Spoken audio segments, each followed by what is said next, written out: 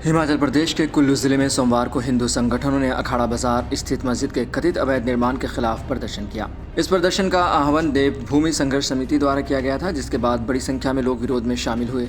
प्रदर्शनकारियों ने पारंपरिक पोशाक पहने ढोल नगाड़े बजाते हुए अपने असंतोष को जाहिर किया और डीसी ऑफिस के बाहर नारेबाजी की। प्रशासन ने शहर में कानून व्यवस्था बनाए रखने के लिए सुबह 10 बजे से शाम 4 बजे तक धारा 144 लागू कर दी थी, लेकिन इसके बावजूद विरोध प्रदर्शन में लोगों की भीड़ उमड़ी। आइए ज़रा जान लेते हैं कि आखिर इस विवाद की वजह क्या है और कब शुरू हुआ। यह विवाद 2012 में शुरू हुआ, जब विश्व हिंदू परिषद वीएचपी ने शिकायत दर्ज कराई कि अखाड़ा बाजार मस्जिद में अवैध रूप से निर्माण हो रहा है। इस मामले की जांच के बाद टाउन एंड कंट्री प्लानिंग विभाग ने कुछ आपत्तियां उठाई और रिपोर्ट राज्य प्रशासन को सौंपी। हिंदू संगठनों का कहना है कि मस्जिद जिस ज़मीन पर बनी है वह खादी ग्रामोद्योग की ज़मीन है। दूसरी ओर मुस्लिम पक्ष का दावा है कि यह ज़मीन पंजाब वक्फ बोर्ड के नाम पर पंजीकृत है और मस्जिद का निर्माण पूरी तरह से वैध है। वहीं प्रशासन ने स्पष्ट किया है कि मस्जिद का निर्माण अवैध नहीं है।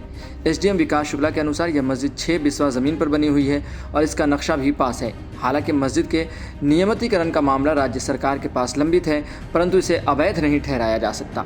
शुक्ला ने यह भी कहा कि मस्जिद की ज़मीन आज़ादी से पहले से रिकॉर्ड में दर्ज है और पंजाब वक्फ बोर्ड के नाम पर पंजीकृत है।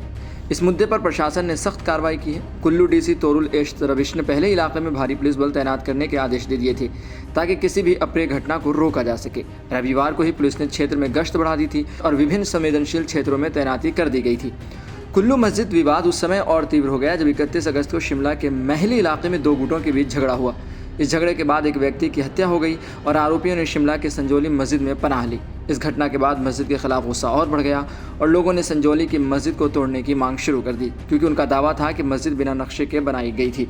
इस घटना के बाद कुल्लू में माहौल गर्म हो गया और हिंदू संगठनों ने आरोप लगाया कि अखाड़ा बाजार मस्जिद का निर्माण भी अवैध रूप से किया गया है। इस पूरे विवाद के दौरान यह भी सामने आया कि अखाड़ा बाजार मस्जिद का मामला अब राज्य सरकार के पास लंबित है, लेकिन प्रशासन की जांच के अनुसार मस्जिद का निर्माण वैध रूप से किया गया है और इसके नक्शे की भी मंजूरी मिली है। इस पूरे प्रकरण से एक बार फिर यह सवाल उठता है कि धार्मिक और सांस्कृतिक धरोहरों के साथ जुड़े विवादों को किस प्रकार सुलझाया जा सकता है। इस मस्जिद निर्माण विवाद ने स्थानीय स्तर पर तनाव को बढ़ा दिया है और प्रशासन को इसे सुलझाने के लिए स्पष्ट और पारदर्शी कदम उठाने होंगे।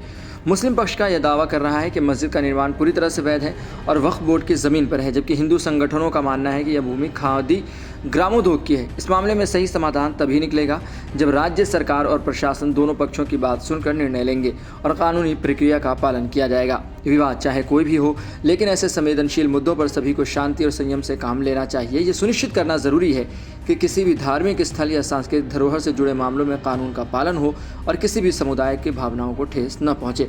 प्रशासन का दायित्व है कि वह निष्पक्ष होकर सभी पक्षों की बात सुने और उचित कार्रवाई करे, ताकि भविष्य में इस तरह के विवाद न हो और समाज में शांति बनी रहे।